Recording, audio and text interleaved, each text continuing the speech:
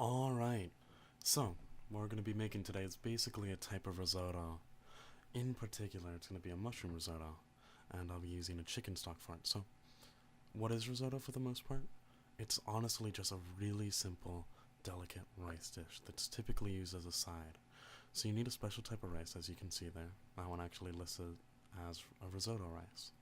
You need a little bit of chicken broth with it, but really any broth will do. If you're vegetarian or something like that, a vegetable stock will work just fine. Just try to get one with not too much salt. Now, I'm gonna grab some shiitake mushrooms, but really the beautiful thing about risotto is that you can use almost anything you want. You have some squash there, make a beautiful squash risotto. Have some lobster, make a lobster risotto. You need just one onion, more if you want, you can scale it up. A little bit of nice cheese. Now, don't use just the cheap pizza cheese in your house or something like that. Just a tiny bit of some nice Parmesan. That's what you'd like. And that's really it. That's all you need for it. Now, risotto really isn't meant to be by itself. The same way that nobody has mashed potatoes by themselves or even rice by itself. Now, for this, you are going to have to mince the onion finely. You don't want to have large onion chunks. To do that, you're going to cut off the end of it that doesn't have that root. And then, once you have a flat surface, cut it in half. That's simple. Now, when it's in half, it's super easy to just peel the skin off now. There we go. Now, you want to keep that root intact no matter what, because the root is what's holding all of this together right now. And you don't want to cut all the way through it right now. You're just sliding kind of indents, slits into it. And just slide in from the side like that. Exactly. Now, it's going to be a little bit hard to hold together, especially on your first time. But just do your best. You see how I'm not cutting all the way through. I'm just putting those slits in. Make sure to hold your knife right if you can. It's part of a big part of the safety of it all. But besides that, just get on the way. Oh, and here comes the satisfying part. Now, just slide the knife down easy.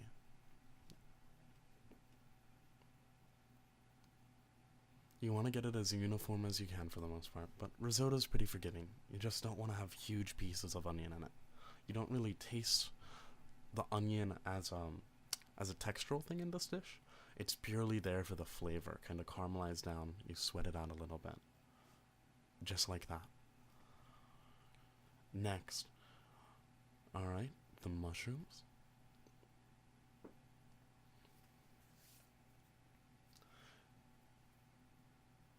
Now, you can see with these mushrooms, they're really beautiful actually, but shiitakes kind of had a hard stem to them. Not super appealing. You can definitely use them if you'd like. They definitely add a lot of flavor, but if you're not going to be cooking them for a crazy amount of time, I would recommend removing them just because they're a little bit tough, a little bit chewy in the mouth. But whatever you prefer. So you can see I just poured them all off and just slice the shiitake up. And you can be forgiving with the size of these a little bit because it's expected they're going to kind of shrink down as you cook them. There we go. These are some really nice shiitake mushrooms actually. Now, what we're going to be doing here is, I kind of alluded to it earlier, sweating the onions. Now, this is kind of an introductory recipe a little bit, so if you know this, feel free to skip ahead, but sweating the onions, all it really means, it means that you're basically cooking all of the moisture out of it. You're taking all of that water out and just steaming it out. You're not trying to burn it at all. You're not trying to go crazy with it. You're just adding plenty of butter. You can always add more butter if you feel like it. And just letting it kind of get all of that out. Just about when it's like this, probably 4 or 5 minutes in, you can add the mushrooms if you'd like. And don't be scared if it looks like a lot. You can, honestly, I was a little conservative. I added the rest of the mushrooms over on the edge there later, because they shrink up just like you see here.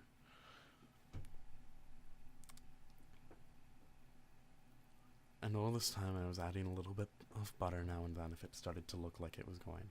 But you really don't want to burn the onions at all.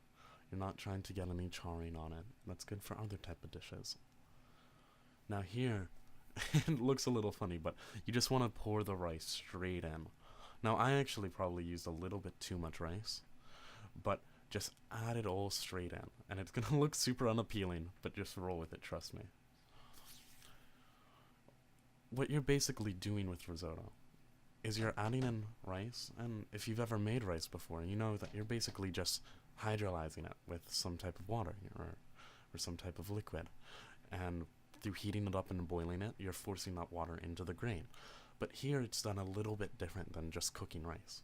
Instead, you're basically really slowly adding chicken stock to it, or some type of stock. You can even do, if you're being really, really, really professional, maybe a consomme or a fish stock, which is really light and you have to be super gentle with. But in this case, you can play it a little loosey-goosey and just add a little bit of the stock. Even here, I added way too much, and just let that slowly simmer off. You don't need a high speed. You don't want to leave it on the bottom cooking too much. Just stir it around. Make sure you see it evaporating off. And then, well, that's really all there is to it. And when it gets too low, add a little bit more stock. And as I said, I was being a little bit liberal here. I added a bit too much stock for the first go. It took a long time to evaporate off, but it didn't do too much harm. And you really, really want to make sure that your stock doesn't have too much added salt to it, because you're going to add a lot of stock to this dish. You're going to boil it all down, so you're just concentrating all that salt.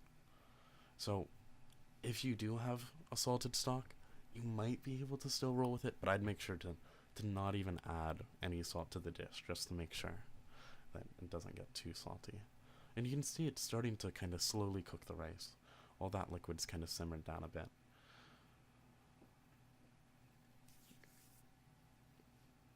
And you don't even want the heat too high. You don't want to see too many bubbles coming up ever.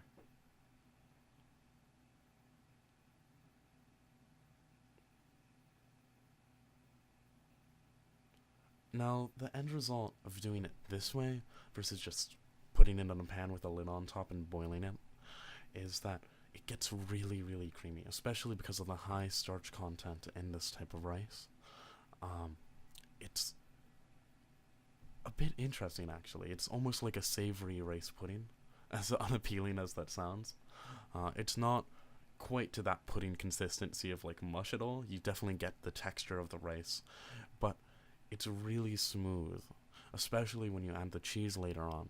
It just really gives it a unique flavor to it that I'm a huge fan of, especially considering how open-ended it is. Because as I said, you could really add anything you want to this.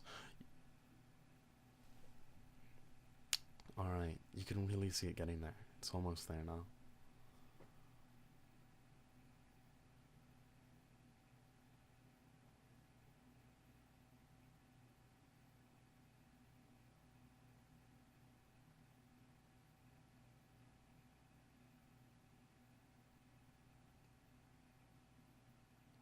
And that's about the consistency you're looking for.